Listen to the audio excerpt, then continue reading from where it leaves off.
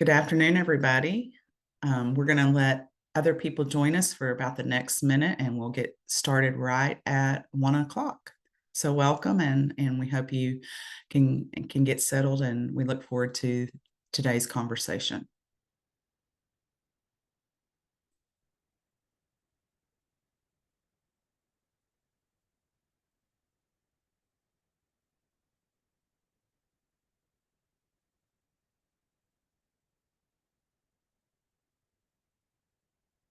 Again, welcome in, everyone. We're just bringing people in, and we will start promptly here at 1 o'clock.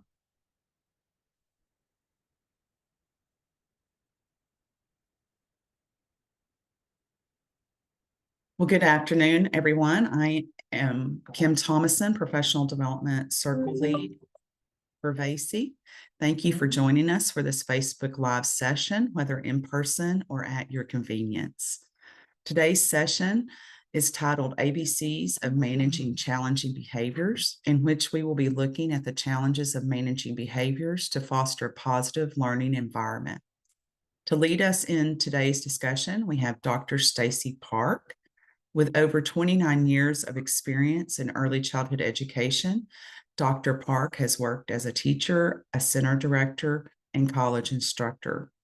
She is currently an assistant professor and early childhood education program coordinator at Blue Ridge Community College, as well as a myriad of other professional hats she currently wears. Stacy is passionate about enhancing the quality of care for young children by equipping us educators with high-quality professional opportunities, such as she is delivering today. And for that, we're thankful to have Dr. Stacy Park here with us today to discuss this important topic, and also thankful to have her and all the work that she does with our organization with VACI. And with that, I'll turn it over to you, Stacy.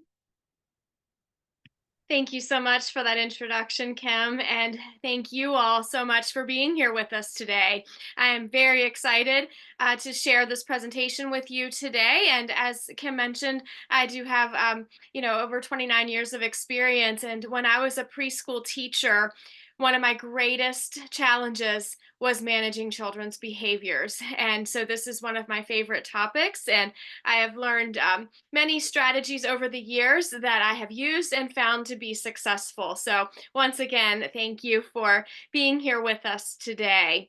So we are going to get started with our workshop objectives. So in this presentation, we are going to look at different varieties of challenging behaviors. We're going to examine a little bit about what causes these behaviors, as well as the implication on children's learning and development.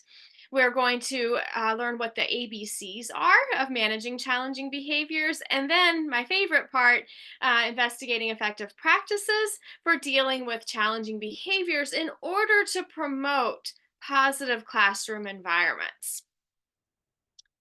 Okay, so as we're getting started here, I just kind of always like to know when I do presentations, kind of who the audience is. So if you would take a moment and type in the chat box just what age group you work with. If you would do that for me, that would be wonderful. Okay, we've got some answers coming in here. So we have some infant and toddler teachers, preschool and school age.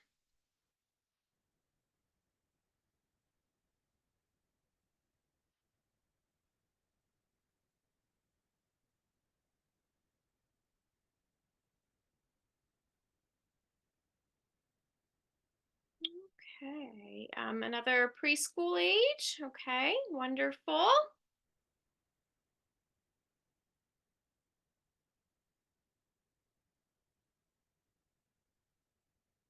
Okay, so it looks like we do have a variety. So that's always good.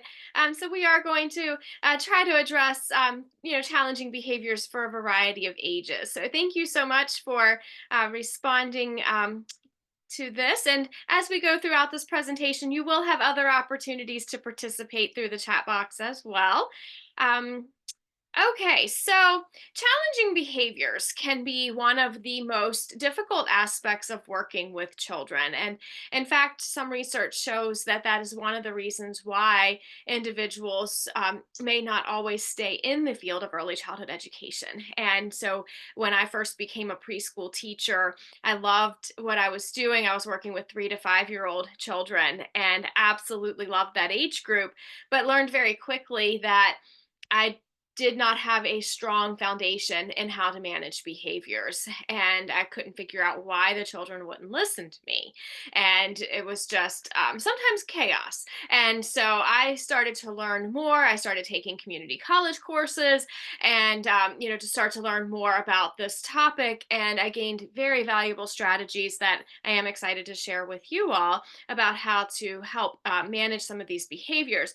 One thing before we go any further that I would just like to make sure I'm very clear about and understanding that with children's behaviors, not every strategy that you learn and try will work for every child. Okay, so the strategies are effective, but maybe not for every child. And that's why it's really good to attend any type of professional development that you can on managing challenging behaviors, just to gather as much information and as many tools as you possibly can for working effectively with children's behaviors. So this hopefully you'll gain some insight and some tools from this presentation, but there is a lot to learn in this topic, and we're going to cover as much as we can today. So implications for teachers. Those of you who work with children, you know that children's behaviors can be overwhelming. They can cause stress, anxiety. These behaviors can be very disruptive to the learning and development of the other children in the class. And research has shown that many early childhood educators are unprepared or feel unprepared to address challenging behavior proactively. So that is the key word right there, proactively. So in this presentation, we're going to focus a lot on preventing challenging behaviors. There are also implications for children. When children exhibit challenging behaviors, they tend to have fewer friends. You may see these children kind of being shunned by their friends. Maybe others don't want to play with them. As they get older, they start to demonstrate lower academic performance. It's important to note that if challenging behaviors aren't redirected and addressed when children are young, it can lead to more serious behavior problems as children grow up. That can even follow some children into adulthood as well. Children with behavioral challenges can have negative family interaction, so it can impact their family life as well. And ultimately, it could lead to school failure or high dropout rates. Okay, so it is essential for these children in your care, whether they're infants, toddlers, preschoolers, school age. It is essential to try to work with children individually and help them resolve some of their behavior challenges so that they can have a greater long-term success in school and into adulthood. Okay, so as we're getting started with this presentation, I would like for you to think about a child that you are dealing with right now in your class, or that you have in the past, and think about what that challenging behavior is that is in your mind right now with that child. So if you would please think about the most challenging behavior that you are dealing with now, or maybe that you have dealt with. I know there's probably more than one, but if you could try to narrow it down to one or two and type in the chat box for me, I would love to hear what you're experiencing right now. Okay, so great. We've got some answers coming in. So hitting or biting, and then looking up at me and smiling. Okay, we're going to talk about that a little bit later. So that's a good one. I'm glad you brought that up.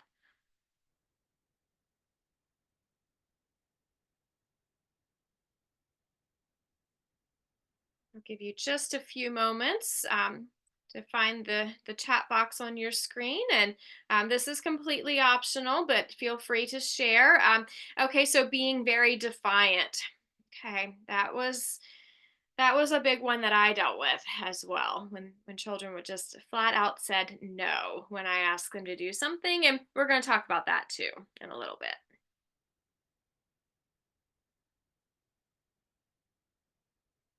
Okay, school age kids being mean and the things they say, and then they say just kidding or I was only playing. Okay. That can be very tricky because sometimes they think they can get away with something as long as they're saying they were just kidding, when in fact they need to understand that what they're saying is hurting someone else's feelings. Okay. Well, thank you very much for your responses with that. That's very good. So those of you who didn't respond, that's completely fine. But just I hope you're kind of thinking about and processing, in your mind, maybe a particular child or children or behavior that you would like to think about as we go through this presentation, and see if at the end if you have some strategies that you're able to try in your classroom. Okay, so the ABCs of managing challenging behavior. So we are going to talk about the antecedent, the behavior, and the consequence. We're going to break down what those mean, how we determine them, and then what to do about it and how it impacts children's behavior. Okay, so the antecedent is what is occurring before the challenging behavior happens. Okay.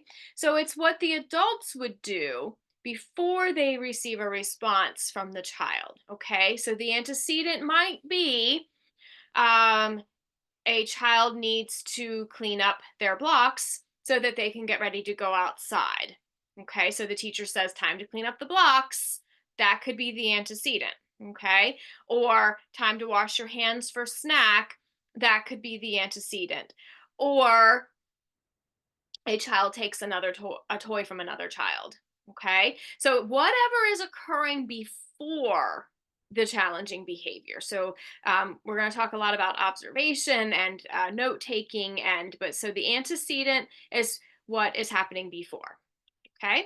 The behavior is how the child is responding. Okay. So the teacher says, Jacob, it's time to clean up the blocks to go outside. And how is Jacob going to respond? Is he going to respond with, okay, I'll clean up the blocks now, or no, I don't want to? Okay, we're probably most familiar with that response, right? Or a tantrum, or throwing the blocks, or some sort of this is the child's reaction to what the antecedent was. Okay, so whatever happened before, the behavior is what the child is doing. Okay, and so there is specific learning that is going to occur or not occur with this behavior. Okay, the child is going to have their needs met with their behavior or they're not, which we'll talk more about. Okay, the consequence is what happens after the behavior. What do the adults do immediately following the behavior? Do they remove the child from the situation? Do they talk to the child?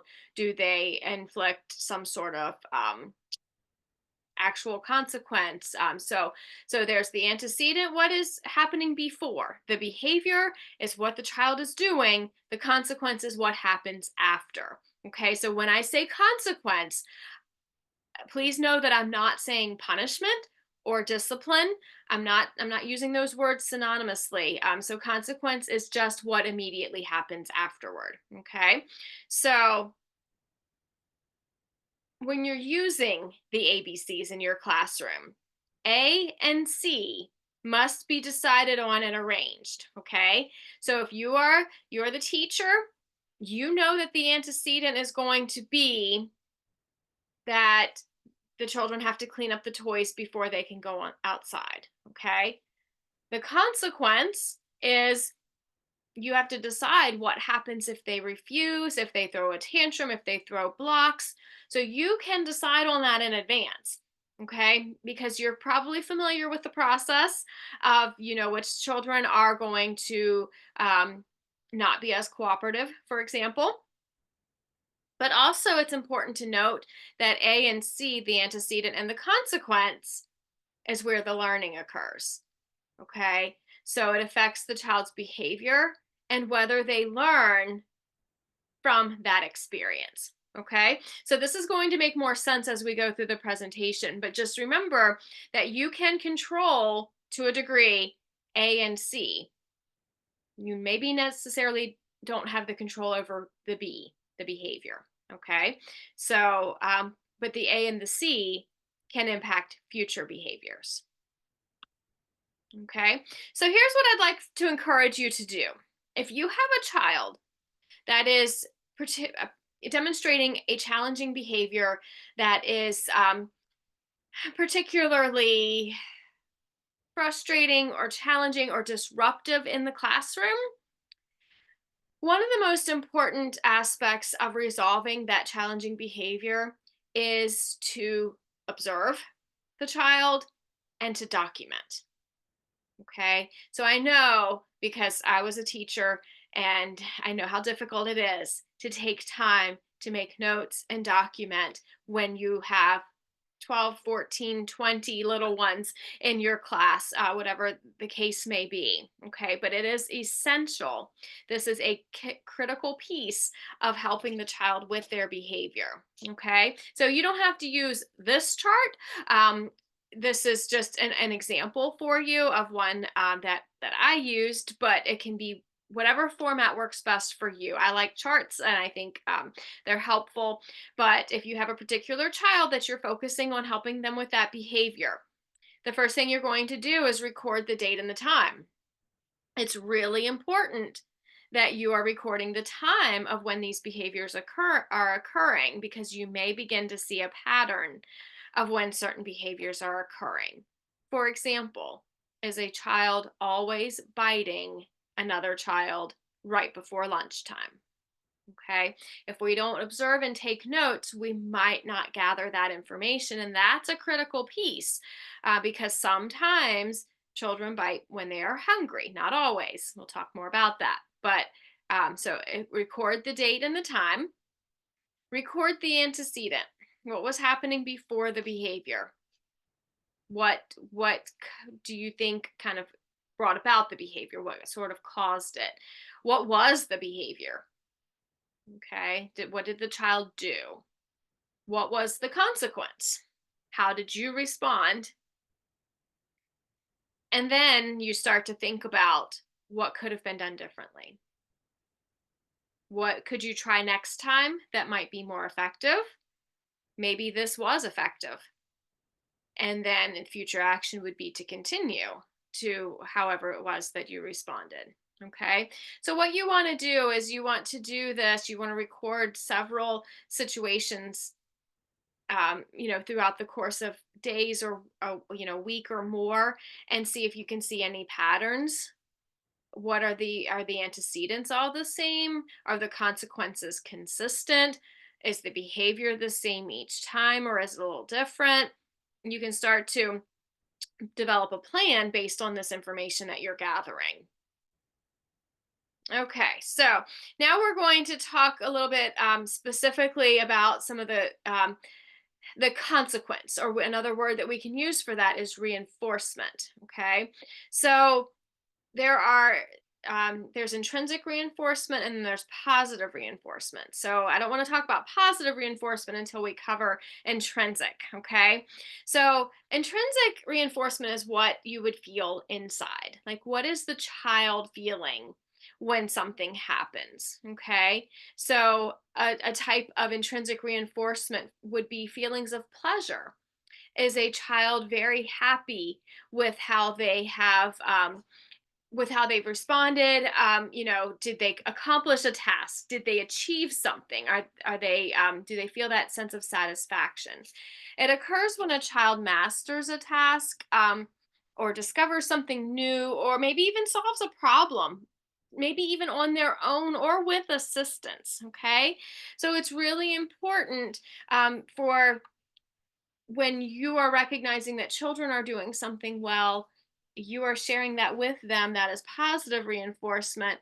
But then when they feel that internally or intrinsically, that is going to be even a greater motivator. Okay, so I cover that one first because it's really important that that's where we want children to be.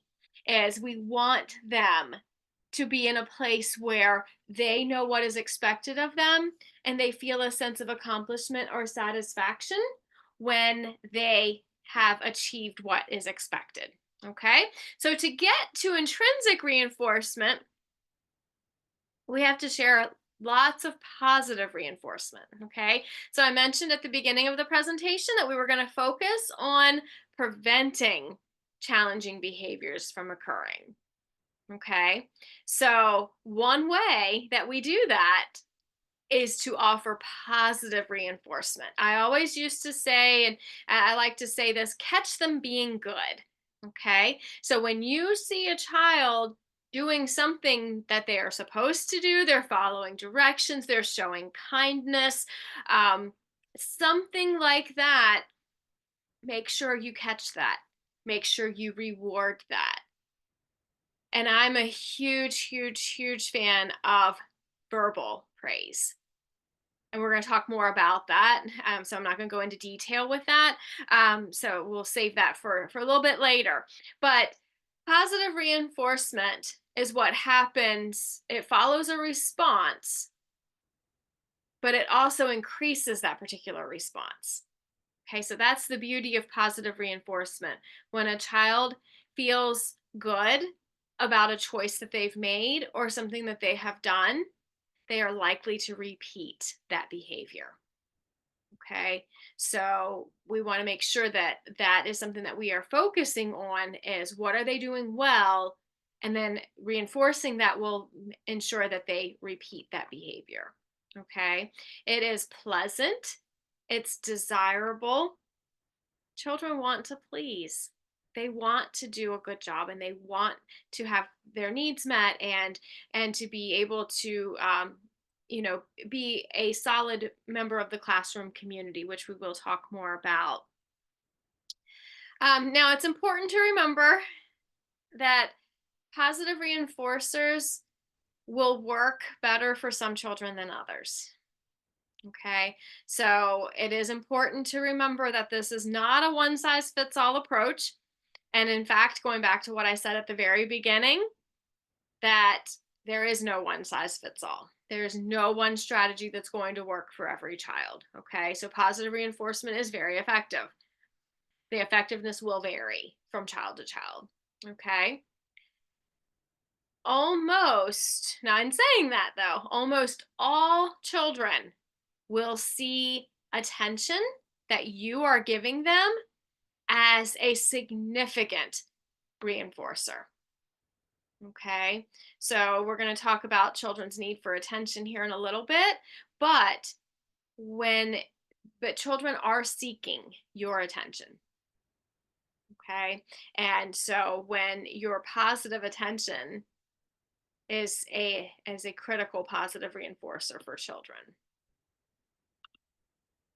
Okay, so natural and logical consequences. So when we're thinking about consequences, and remember, we're not talking about punishment or discipline, we're talking about results. What is the response to a behavior? So there's natural responses to behaviors, and these occur without adult intervention, and it is a result of the child's choice. Okay. So a natural consequence might be a child chooses not to put on his coat to go outside, and it's very cold, and he gets very cold. Okay. Now, you as a teacher are likely not going to allow a child outside without a coat, but that is just an example. A child climbs up on a shelf and falls off and gets hurt. Okay, so hopefully you're going to intervene and make sure children aren't climbing on the shelves. But you work with children, they make choices. There are consequences, right? You can't prevent every injury, you can't prevent every situation from occurring. So those would be examples of natural consequences. A child does something and something happens and you had nothing to do with it. Okay?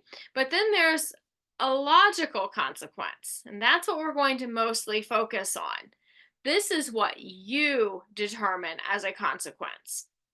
Okay, so this is something that you are imposing on a child based on a choice that they have made. Okay, so a child chooses to share the ball with his friend, and you say, "Oh, thank you so much. That was very kind of you to share." Okay, that was a positive consequence, right? The child's behavior was sharing. Your consequence was giving verbal praise, specific verbal praise, right?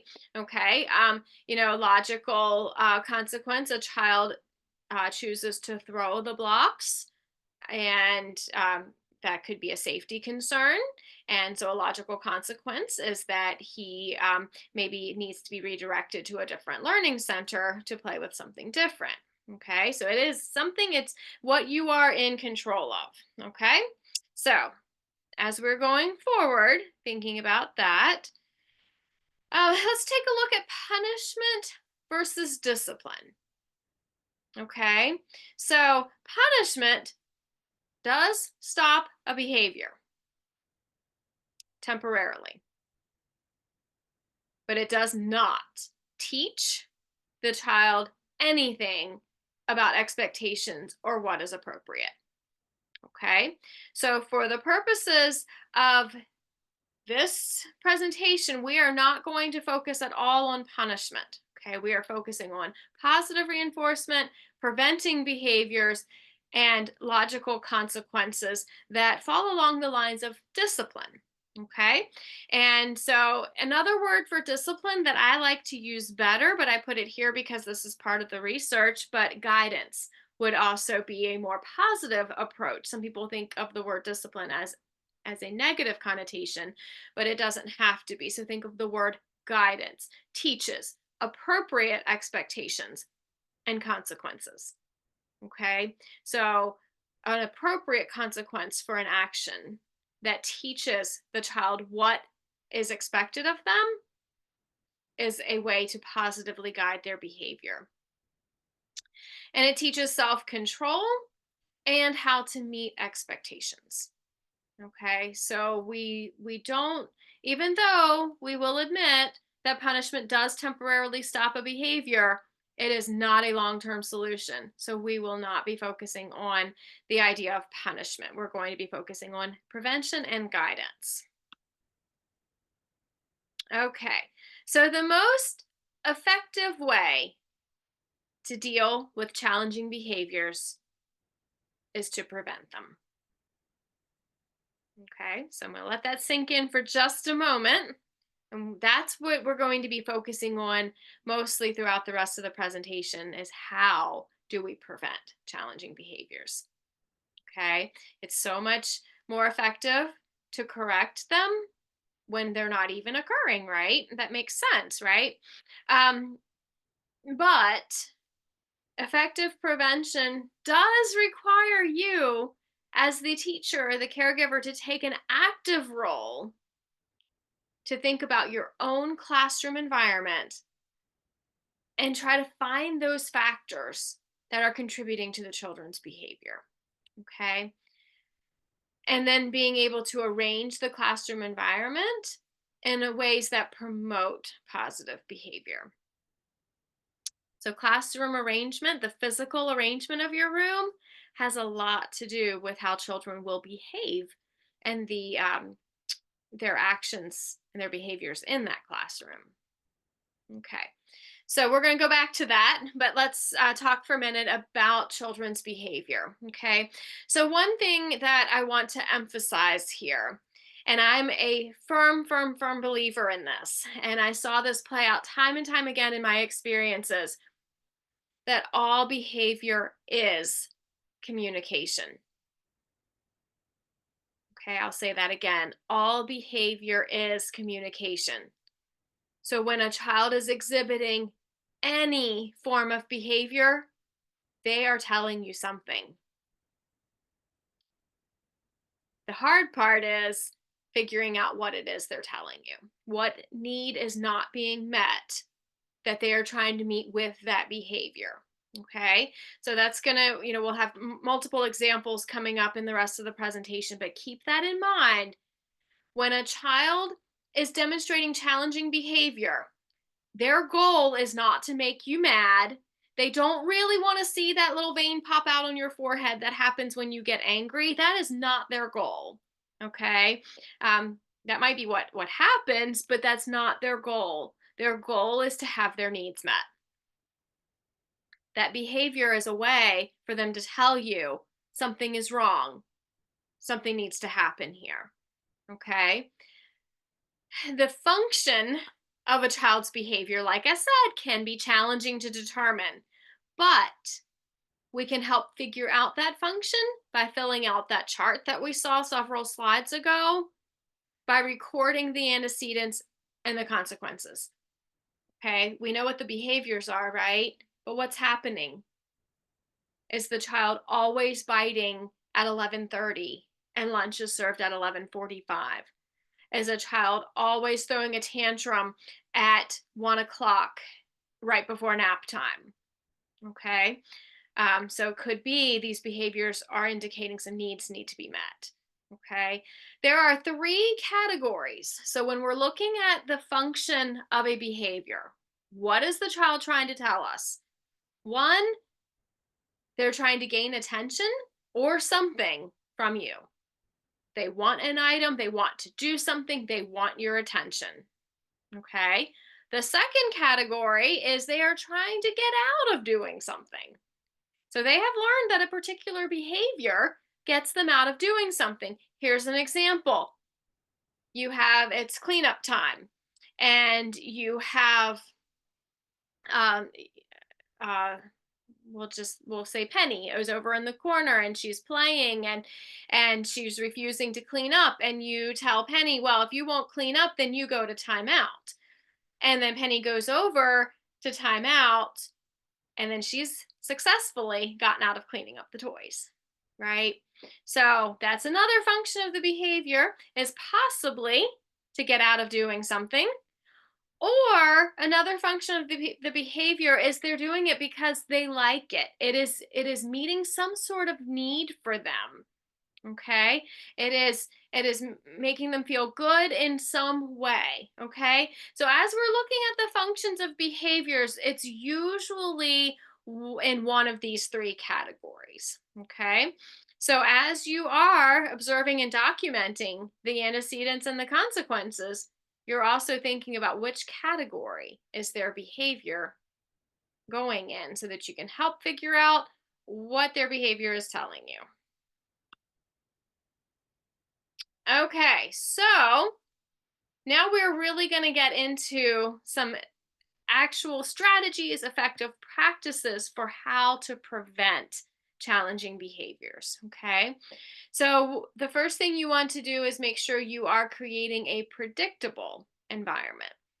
Children need the security of having some a day, a routine that is predictable for them. Okay, so if they know that they're always going to have snack after they wash their hands, and they're always going to get to go outside after they have circle time, then that's going to provide a lot of security for them. So sometimes we see challenging behaviors from children when they don't feel secure in their environment. Okay, along with that is a warm and responsive environment. Okay, so think about your classroom environment. Do you respond warmly and responsively to children's needs? Do they respond this way to each other? How do you define and teach expectations for behavior? Do you have class rules? Do children know what is expected?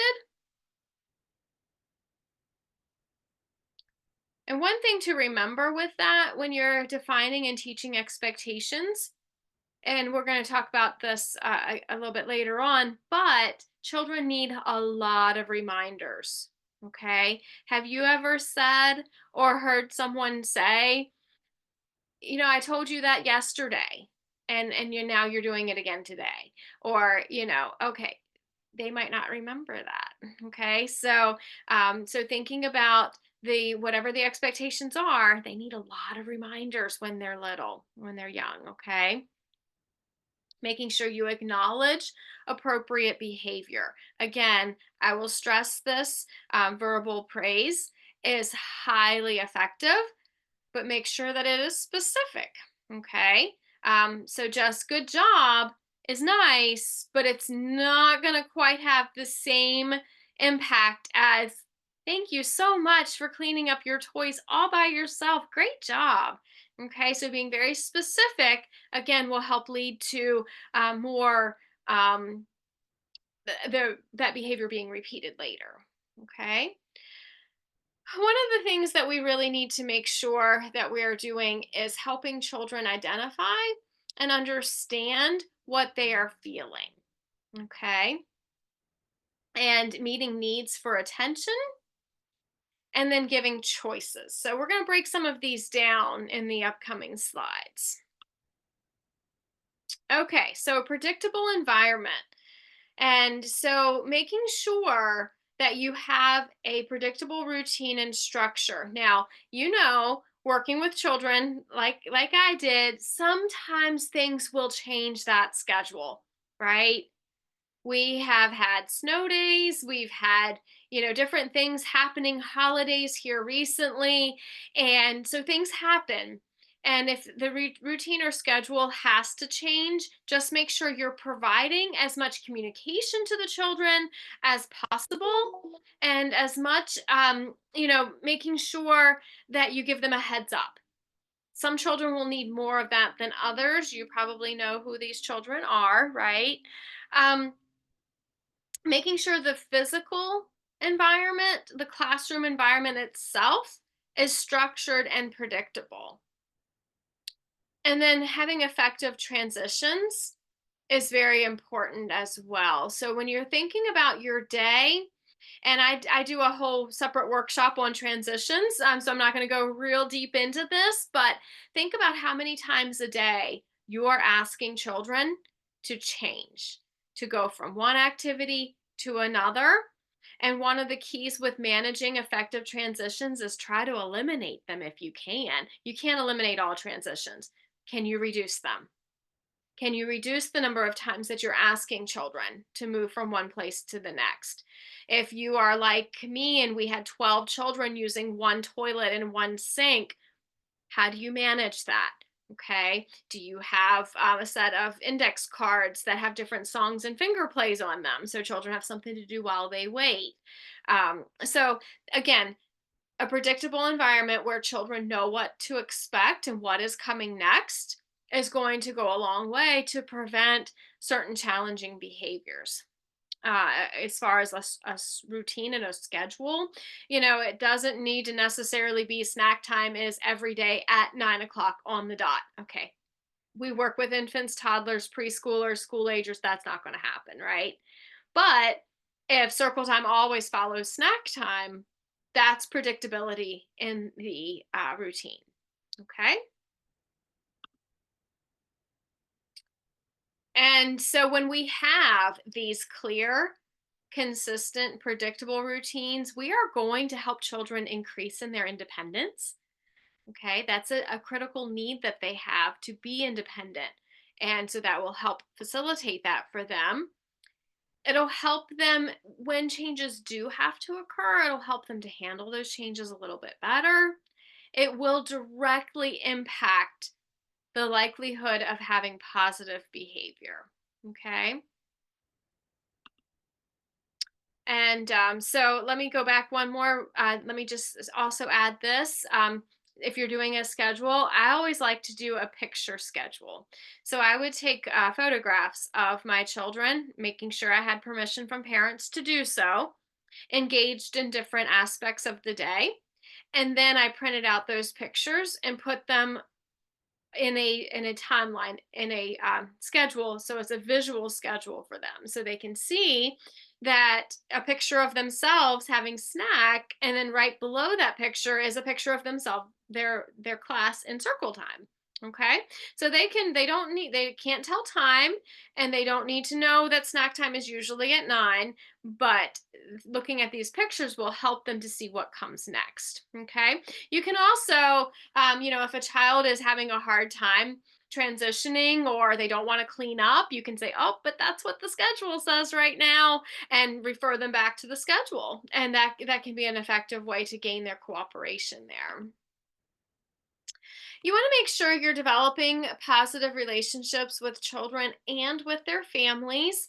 I would always make sure when I had new children in my class, like a new school year, or in some cases where children would come in, throughout the year, just making sure that you're spending one on one time with them. Get to know them. What do they like? Let them know you care. Okay. If something is happening to a child, if they get to do something fun over the weekend, try to make a note of that. Make sure you ask them about that on Monday. So, how was that camping trip you told me about? Was it fun? What fun things did you do? Really, again, I know how difficult it is. You have a lot of children, but each child needs that little bit of one-on-one time. So try to find a way to get to know them as individuals. The better you know children, the easier it will be for you to figure out their functions of their behaviors as well. Okay. Make sure we expect children to be polite and to learn manners and to say please and thank you. But are we modeling that for children? So we should never make a request of children without saying please and then thank you when they do it, right? So we have to make sure we're reciprocating that respect um, when we're making requests of children. And then we definitely want to make sure we're acknowledging their feelings. Okay. It seems like you're sad right now, or, oh, it looks like you're really angry. I would be angry too if someone knocked over my block castle. Making sure children know it's okay for them to feel the way they're feeling. So, creating this type of warm, responsive environment will help meet children's needs. When their needs are met, a lot of challenging behaviors are prevented. So, we already talked a little bit about this. We're going to go a little bit deeper into this, defining and teaching expectations. Okay. So when we teach children academic concepts, right? Especially preschoolers, we're doing pre-reading and pre-writing, and we're doing some math and science. We also need to be teaching what we expect of behaviors. They need constant reminders of this. There's another, a whole set of research on social emotional development, and making sure that we are planning for this type of teaching, just like we plan lessons for activities. We should be planning for what are we going to be focusing on for social emotional development and for teaching expectations. Okay. And so as you are planning for this, it provides children with an opportunity to practice what they've learned. They can practice sharing, they can practice taking turns, they can practice following directions and doing what is expected, right?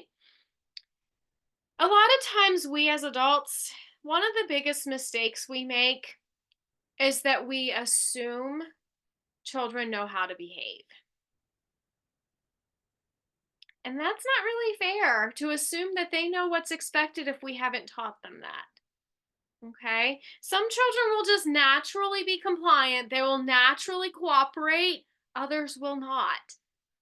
And if we haven't taught them what the expectations are, we can't expect them to know. Okay. So that's just a really kind of taking a step back and thinking about that. And how many times have you or you've heard someone say, now you know better than that? You know better than to do that. Well, do they? Have they been taught? Kind of think about that a little bit. Simple rules. So these were the rules that I had in my class. We repeated them often. Be kind to others. And we talked about what that meant. Use words to solve problems. I gave them the words to use. And we use walking feet inside. Okay. So simple rules, meaning they're clear, they're concise, generally not more than 3. So try to narrow it down as much as you can. Repeating the rules often. At circle time, we would review them. I had a teacher at the center of which I was a director. She was the 2-year-old teacher, and it was great because she would line them up at the door to go to the playground and review the playground rules every time they went to the playground. And it was just a great reminder. Okay. So, again, a 2-year-old's going to forget things very quickly. So, those constant reminders are very beneficial.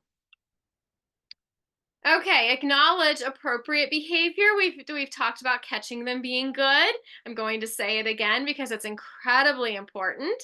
And we talked about specific verbal praise. So saying good job is okay. It's something, but it is not nearly as effective as being specific. When you state something specifically, you cleaned up the blocks all by yourself. Guess what? They're going to clean up the blocks all by themselves again so that they can get that praise from you again. Okay. Um, there's, some people use a sticker chart or a treasure box or some sort of behavior modification plan. Um, just a note about a reward.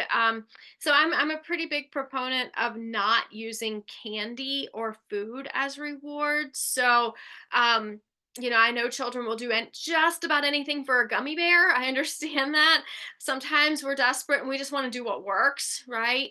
But I would encourage to try other rewards, and instead of using food or candy. So finding what a child is motivated by.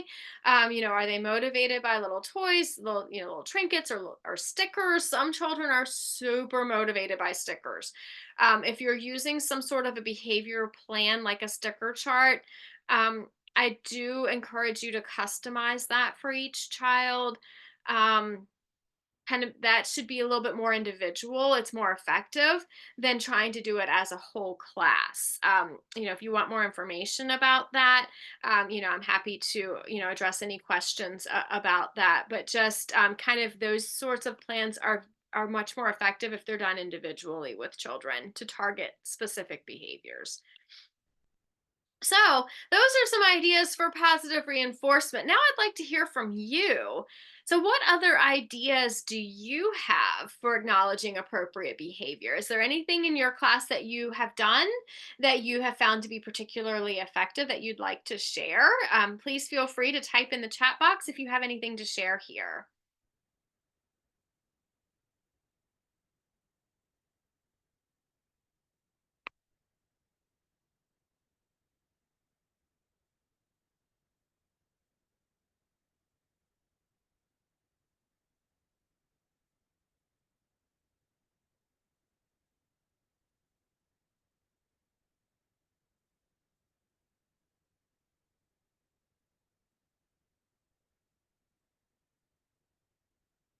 Okay, I'm not seeing any ideas, and that is, oh, I think one just came in. Let's see. Children like to be leaders, so I give them a job and have them pick the book or song we will read or sing. Absolutely, that is a fantastic suggestion, and so I'm very glad that you shared that. Children do like to be the leader, and this is particularly effective if you have a child who has a difficult time engaging in circle time. If you give them a job, they're more likely to be attentive in circle time. So, thank you for sharing that. That's excellent. Okay, so the next, we're going to talk about helping children identify and understand emotions. Okay, and I think another one just came in here. When having to transition, I try to make it a point to say, I love the way that Angie is sitting nicely, and so on until I've acknowledged each child. Yes, that is highly effective. And that was one that I used a lot as well. When you point out what others are doing well, not only are you positively reinforcing that child's behavior, but guess what? Everyone else is going to want to do it too, right? Very effective. Thank you for sharing that. So all feelings are okay. Okay, so I'm going to share a story with you. When I was a center director I was a director of a church based center. So every week we had a chapel time led by different leaders in the church. And one day it was my turn to lead chapel, and we were talking about feelings. And so I had paper plates with faces drawn on them. I had a sad face, a happy face, an angry face, and a scared face. And so I held up the smiley face, and the children. Asked the children what kind of face that was, and they said it's a happy face. And I said, "Is it okay to feel happy?" And they all said yes. And so I held up a sad face and asked them if it was okay to feel sad, and they all said yes. Then I held up the angry face. They identified it as an angry face, and I said, "Is it okay to feel angry?" Every single child in the group said no. Okay, so we need to teach children that all feelings are okay. It's okay for you to feel angry. It is not okay for you to hurt your friends when you are angry. The reason why they said it's not okay to feel angry is because a lot of times children will do something that is inappropriate when they are angry. There's a negative consequence for that. They have learned that it's not okay. But when we acknowledge that their feelings are okay and then help them to express those feelings appropriately, we will be going a long way to helping them manage that behavior. Okay. So it's not okay for you to hit when you're angry, but you may come over here and squeeze the Play Doh, something like that. Reading books about emotions every day, even books that aren't about emotions, talk about the feelings of the characters. That's a key. How do you think that character felt when someone took the ball from them or engaged them throughout the story? Role playing is highly effective for helping children identify and understand emotions, and they love to act things out, right? Anger management strategies. If you don't have a quiet corner in your classroom, I am going to highly recommend that you create one. Okay, so this is an area where children can go one child at a time to help calm themselves down. And there can be sensory items in this quiet corner. There can be something soft. There can be books, fidget toys, whatever it is. This is not timeout. This is not an area for timeout.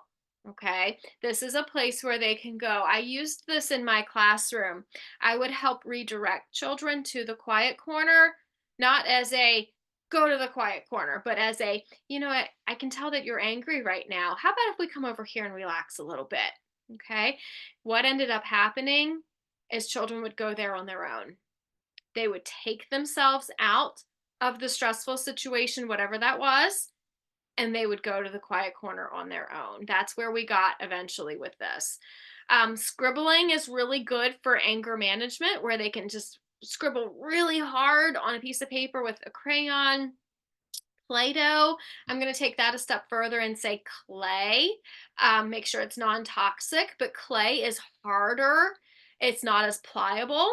So sometimes that helps when a child is extra angry, to be able to squeeze something. A sensory table. We did have a child in our center who, when he started to get angry, the teacher found out that she could gently guide him to the rice table, and as soon as his hands were in the rice, you could see the anger leaving his body. I saw this happen. Didn't work for every child, worked for him.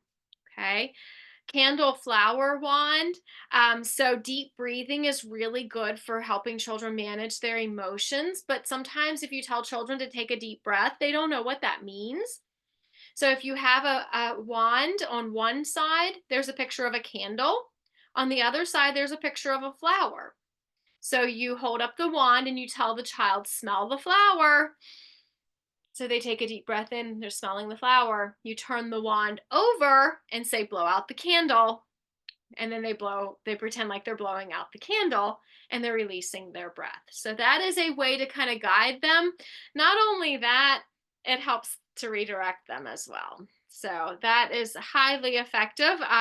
It's very simple to make, just a tongue depressor, or a popsicle stick, and a picture of a flower on one side and a candle on the other. Again, highly effective. Um, most children, most behaviors, so we talked about the three categories for the function of behavior, and the top one was for attention. So most challenging behaviors that we're going to see, that children are trying to meet their need for attention. Okay. So we need to meet children's need for attention according to their own individual needs.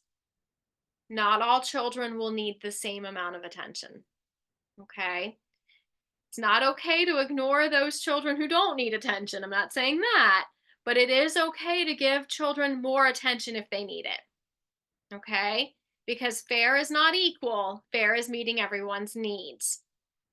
So we want to make sure we are giving positive attention before a child uses negative attention seeking behaviors. Okay. And we already talked about bonding with them and taking a genuine interest in their lives. That is highly important for meeting their needs for attention. Okay. And so, I would have teachers that would say, well, if I give this child more attention, that's not fair because he's going to get more attention than the other children. But what's happening is that negative behavior, whatever it is disrupting the whole class. That child's getting attention anyway, right? More than the other children. They're just doing it in a negative way. If you turn it around, try to meet their need for attention before, they're less likely to resort to those negative behaviors. This goes back to what someone put in the chat box about making a child a leader. So if we know who that child is that's going to be disruptive at circle time and we give them a job, we are meeting their need before they're getting up and running around the room or doing whatever it is they do, right? And it's preventing that challenging behavior. Okay. So I cannot stress this enough, is that we need to try to meet children's need for attention, and all children will have different needs for that. Okay, so a lot of times, I'll say it again, the function of a child's behavior is their need for attention, in a lot of cases. Okay, giving choices, highly effective. This is for your defiant child. This is for your one that says no. Okay, so this takes some training on the part of the caregiver or the teacher. So think about this. Um, Anytime you're making a request, can you phrase it in the form of a choice? Do you want to clean up the blocks first or the cars first? Do you choose, instead of saying time to clean up the toys? Okay, what's going to happen? Children need to have control in their lives. When you give them that opportunity to take control, they're likely to take it. Okay, the key is only two choices, and you have to be able to live with either of them. The choices can't be, do you want to clean up the toys or do you want to go to timeout? Those are not two appropriate choices. Okay? Because if a child chooses timeout, then they have effectively, their behavior has met their need. They've gotten out of the task that they needed to do. Okay? But do you want to put away the cars first or the blocks first? Gives them that opportunity. It helps also to build those critical decision making skills that we want children to have, right? So now let's think for just a minute. What happens when preventative discipline doesn't work? You're probably all thinking that, well, this is all great, but then what? What happens when you can't prevent the behavior and a behavior occurs? Okay. So you must choose a consequence that will reduce the behavior, but also teaches the child what is appropriate and make sure that you are respectful of the child. Okay. So what does that look like? How do you maintain respect for the child while also teaching what is appropriate? That might come in the form of reminders about what the rules are. It might be redirection. It seems like you're frustrated in this center right now because I just saw you throw a block. Looks like maybe we need to come to a different center. Let's come over here and color a picture, whatever it is. So a redirection. highly effective to get them out of a situation. A verbal sort of reprimand. Now, I reminded you that, we use walking feet inside the classroom, running feet are for outside. Let's remember this, however that is. You might be able to withhold privileges, but make sure this is warm, clear, and consistent. Withholding food is never appropriate. Okay. Um, I will go as far as to say that I don't believe in withholding outside time either, as a consequence. Children need to run and play and get their energy out. So taking away outside time can actually contribute more to negative behaviors than it being a consequence. I don't tend to use timeout. If we think that children are going to sit there and think about making a better choice next time, that's not happening. Okay, people have different feelings about that. I have found that timeout is not necessary when consequences are appropriate and when a lot of the behavior can be prevented. So I'm not going to necessarily say that it's wrong. People have different feelings about that.